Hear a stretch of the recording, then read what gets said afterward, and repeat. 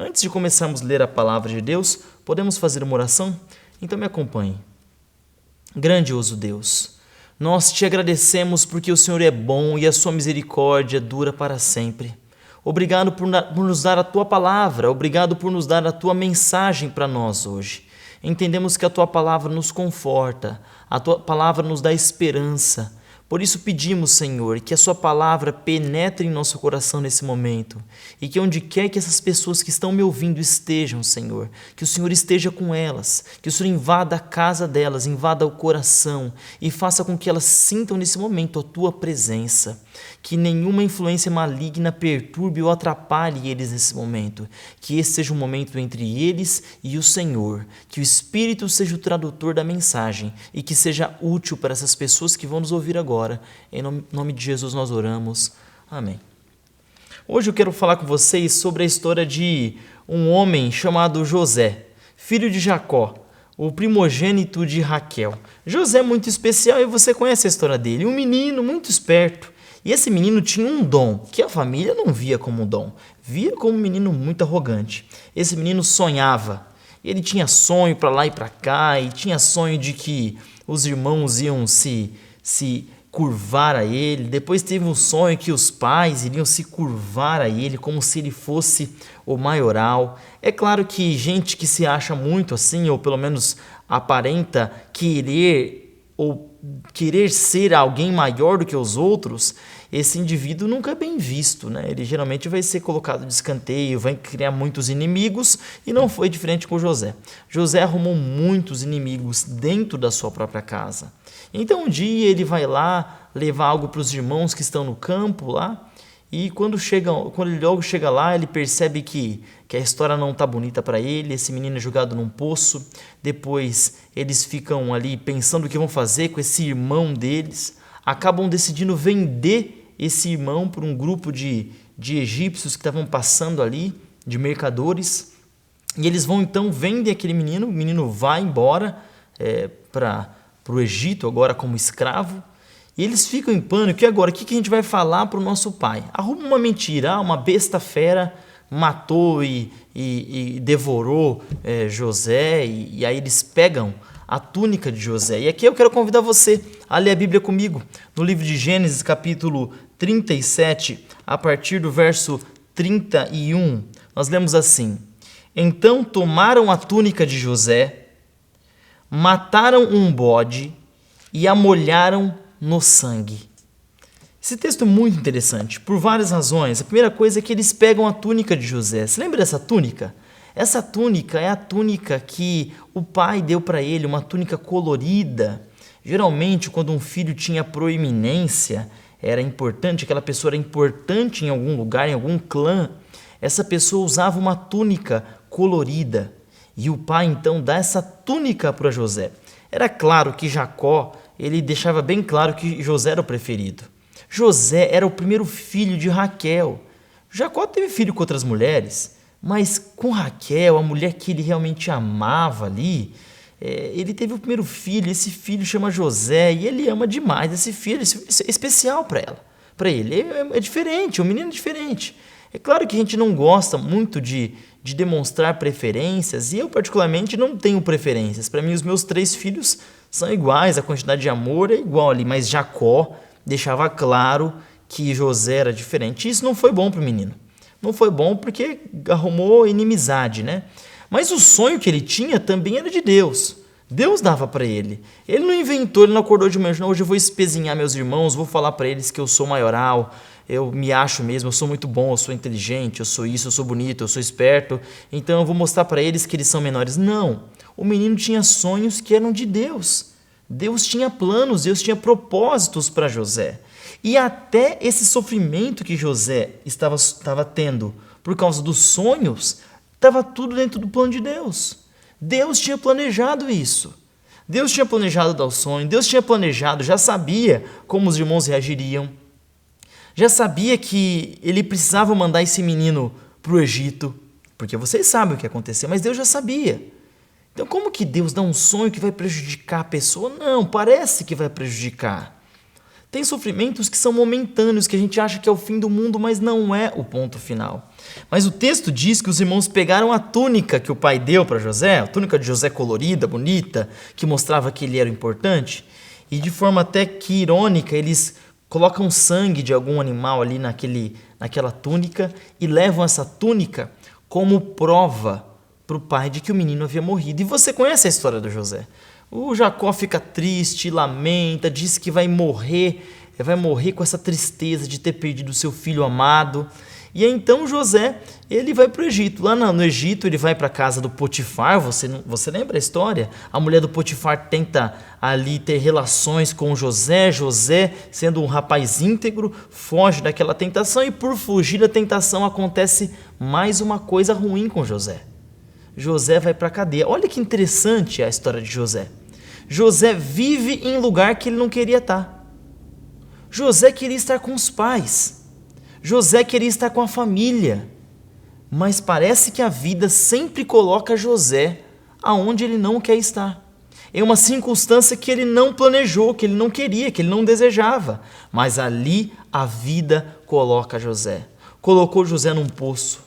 Colocou José sob o jugo de mercadores egípcios. Colocou José na casa de alguém que ele não queria. Colocou José numa situação com uma mulher que ele não queria estar. E agora coloca José numa cadeia, um lugar que ele não queria estar. Se existe alguém que conhece de um lugar ou circunstâncias onde ele não queria estar, esse é José. E então José adquire a fama lá no Egito de ser um cara que interpreta sonhos. Porque ele era bom de sonho, lembra disso? Aquilo que criou problema para ele lá para trás, está arrumando a vida dele aqui para frente.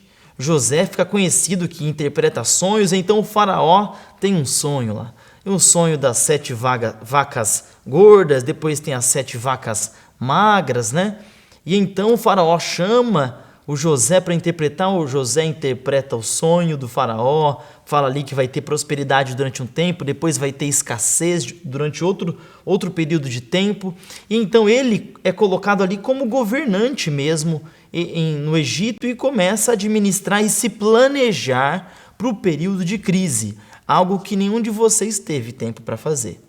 A crise chegou e você não teve tempo assim para se planejar. Ninguém te avisou 7 anos antes de que o Covid-19 ia aparecer e que os seus ganhos iam diminuir, e que a sua segurança de trabalho também se tornaria um pouco mais não tão sólida como antes, que toda essa crise, toda essa dificuldade social que estamos vivendo hoje, você estaria vivendo. Você não se planejou, mas José se planejou porque ele sabia de antemão. Dessa vez, essa circunstância que viria seria indesejada, mas Deus estava preparando José. Mas quando Deus nos prepara para sobreviver, para tratar e lidar bem com uma crise, geralmente Ele não faz isso só por causa de nós. Ele faz isso por causa de alguém mais. Deus mandou José para aquele lugar, para o Egito, o lugar onde tinha condições, o lugar onde tinha recursos, para que ele salvasse a própria família, salvasse o povo de Deus, Israel, Jacó. E então aqueles irmãos vão para o Egito para buscar ajuda, para buscar um auxílio, para buscar ali os R$600 por mês ali, né? Chega lá, o governante vê eles, entra em contato, vê que são os irmãos que venderam ele como ali escravo para o Egito, só que ele não reage mal. Sabe por quê? Porque José diz para a gente lá no capítulo 50 do livro de Gênesis, que não foi a mão dos irmãos que levou ele para o Egito, mas foi a mão do Senhor. Ele diz para os irmãos, não tenha medo, porque vocês intentaram o mal contra mim, mas quem me trouxe para cá foi o Senhor, para que eu pudesse poupar a vida e cuidar da vida de vocês. Então Jacó morre e os irmãos têm medo, porque falam, agora o pai morreu, o José vai matar a gente, porque a gente fez muito mal para ele. Muito pelo contrário, José era alguém que sabia o propósito da vida dele. E o propósito estava bem claro. O Senhor me colocou em circunstâncias desfavoráveis, em lugares indesejáveis, porque Ele tinha um propósito para mim. Ele queria que eu fizesse algo por mim e pelos outros, pela minha família.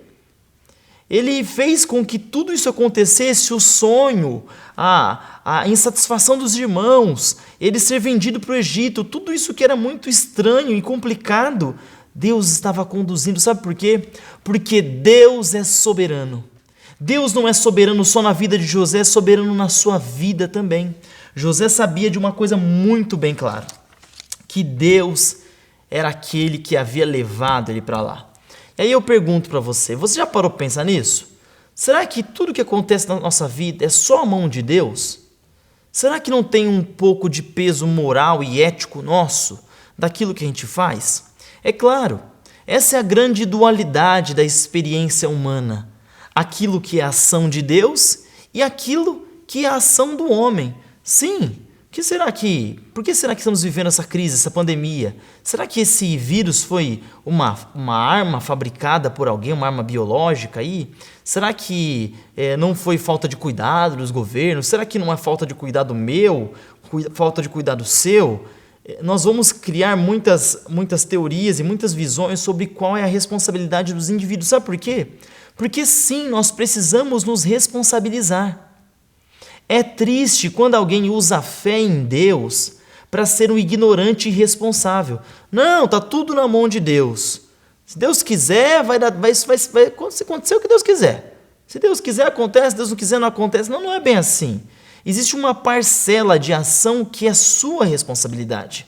E quando você não trata com responsabilidade aquela prerrogativa que Deus te deu, você está sendo negligente com você e com os outros também.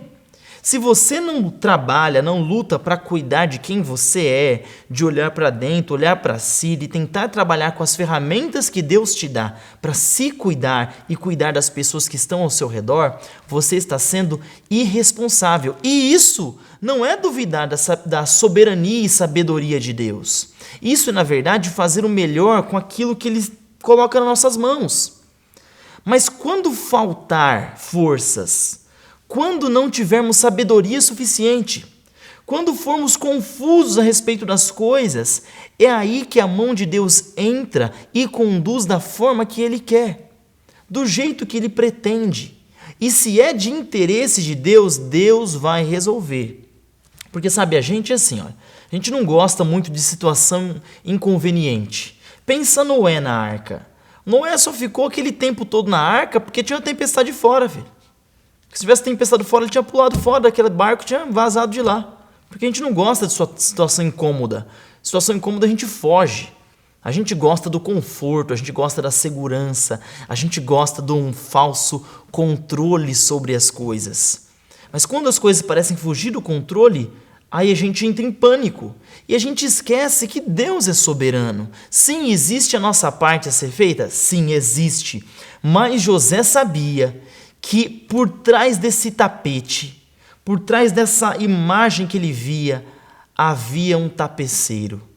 Um tapeceiro que estava ali tecendo cada fio e formando toda aquela imagem, todo aquele tapete da vida dele. José sabia que Deus era soberano. Mas sabe, que a tragédia na vida de José ensinou muita coisa para ele. José aprendeu muito com a tragédia, do mesmo jeito que os gregos aprendiam, ou aprenderam depois de José. A tragédia grega, ela nasce como? Ela nasce nos bacanais, ela nasce no culto a Dionísio, quando as pessoas, depois de terem bebido muito vinho, depois de terem praticado muito ato sexual, de todos os tipos, de todas as vertentes, sempre Dionísio, né, é o símbolo da perversidade, o símbolo da promiscuidade, diferente de Apolo, o símbolo da retidão, né, o deus daquilo que é simétrico, e Dionísio, o deus daquilo que é imperfeito, incorreto. As festas a Dionísio nos bacanais, eles faziam tudo isso no final do bacanal, no final da festa, no final de toda a promiscuidade, eles sacrificavam um bode. E esse bode morria no final da festa. Por que o sacrifício ao bode? Porque o bode representa o final de todos eles, o final de todos nós.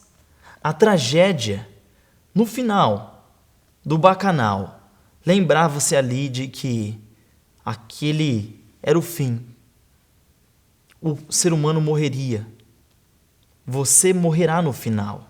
Então, por mais que tenha toda a festa, por mais que tenha todo o vinho, por mais que tenha todos os prazeres, no final, olha, você vai morrer.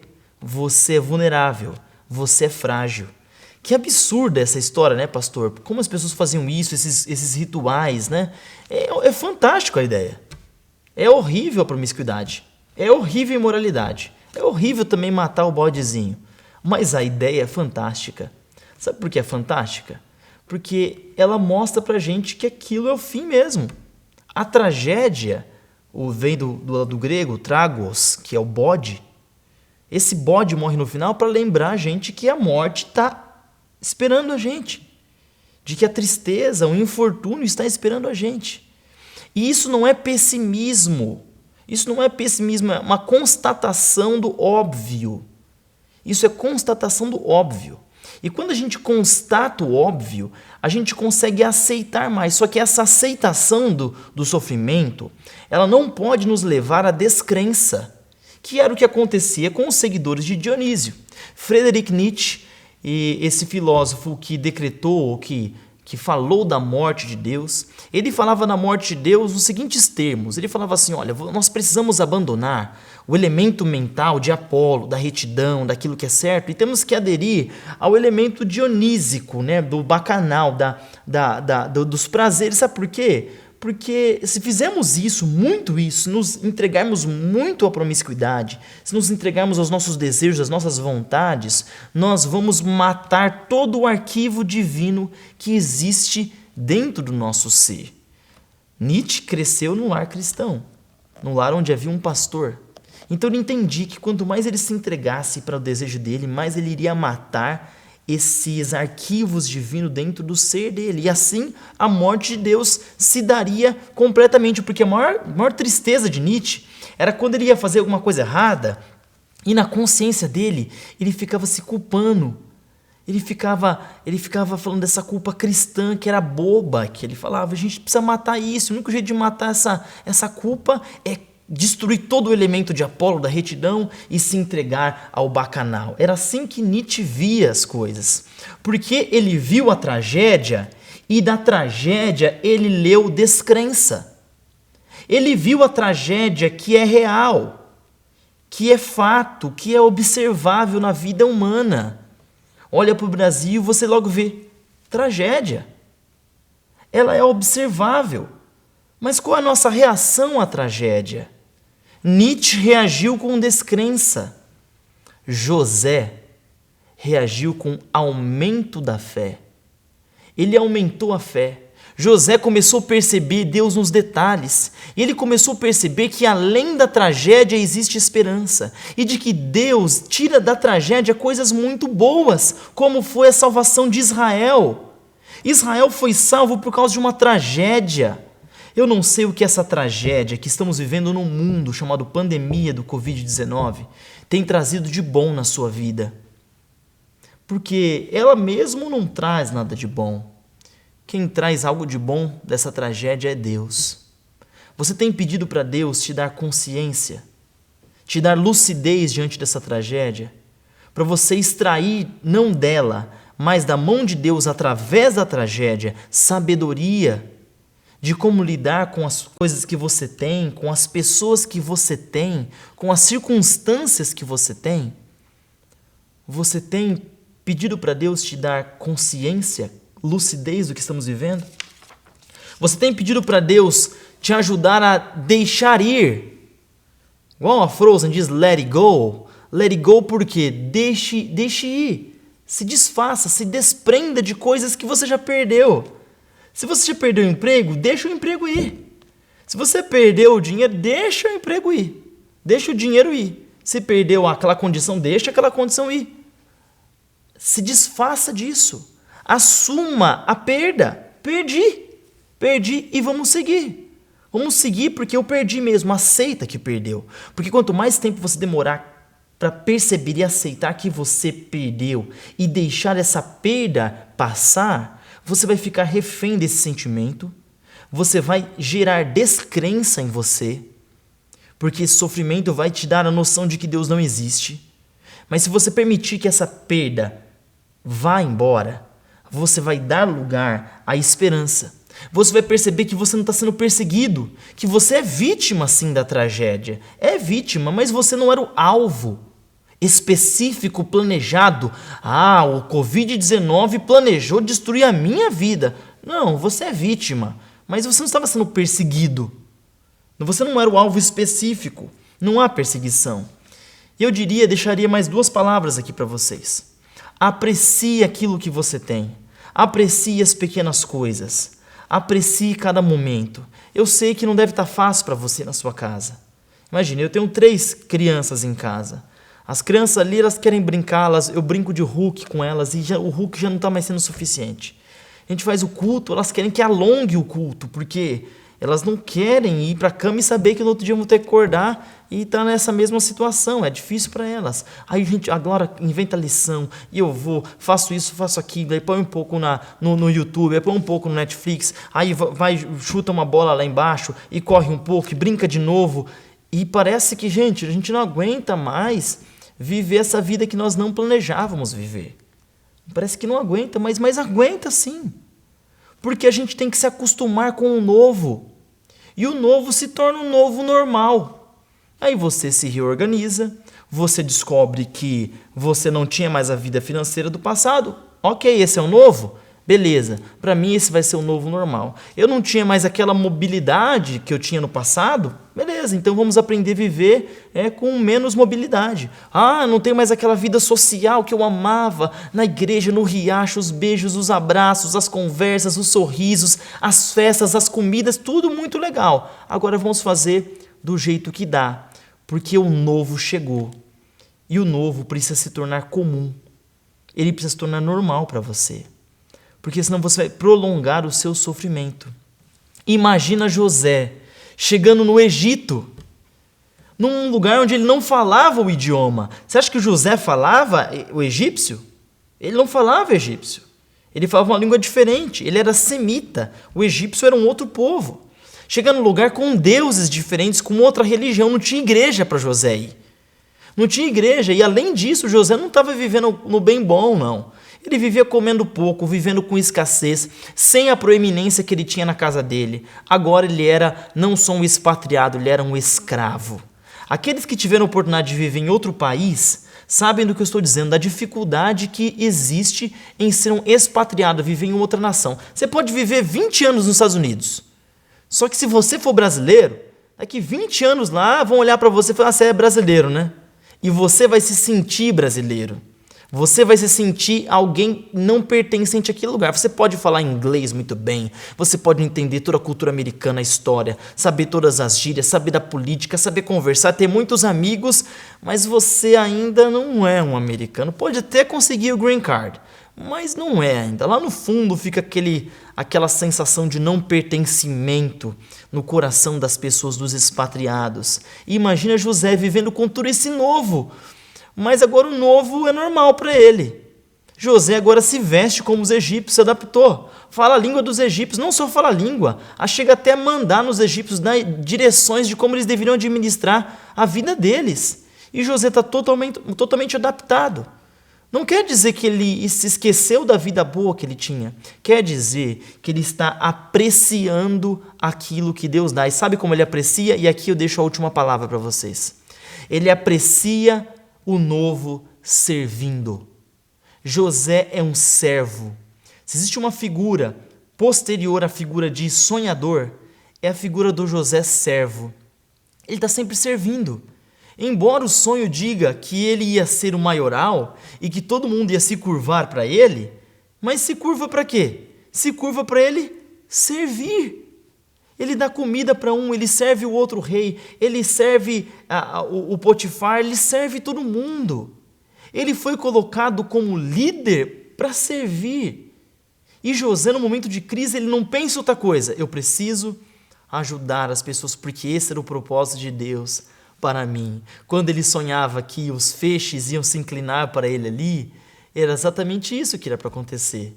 E os irmãos não entendiam que Deus estava colocando aquele homem ali, aquele menino lá, para salvar a própria vida deles. Eu não sei em que lugar indesejável Deus te colocou. Eu não sei exatamente qual a sua circunstância que dói. Eu sei a minha, e a minha dói. Eu não sei a sua, mas eu conheço Deus que cuida de você. Esse Deus que cuida de você, Ele não vai te abandonar. Mas eu quero que você se concentre nessas palavras. Aceite, deixe ir. Não há perseguição. Aprecie o novo normal e sirva nesse novo normal. Que Deus te abençoe muito e que não haja crise, que haja Cristo na sua vida. E que se houver crise, que Cristo seja maior. E havendo crise grande, que haja grande serviço, que haja grande aceitação, que haja grande disposição para adaptar-se. Que Deus te abençoe muito, você e a sua família. E que Jesus Cristo em breve volte a essa terra. Mas enquanto Ele não voltar, que Ele nos dê capacidade de se adaptar e conviver com esse novo normal que todos nós estamos enfrentando cada dia. Que Deus te abençoe e que o seu sábado seja muito feliz ao lado dos seus amados. Grandioso Deus, termino essas palavras que disse aqui ao teu povo e peço que agora no coração deles o teu Santo Espírito traduza, aplique e coloque em prática na vida deles, Senhor. Que o Senhor traga paz a todos nós e a certeza de que o mesmo Deus que criou, que cuidou e que conduziu José, continuará cuidando dos seus filhos nessa época, nesse país, nessa localidade. Que o Senhor nos ajude, nos dê fé de que o Senhor conduz todas as coisas e que o Senhor nos dê responsabilidade para cuidar daquilo que o Senhor colocou em nossas mãos. Em nome de Jesus oramos. Amém.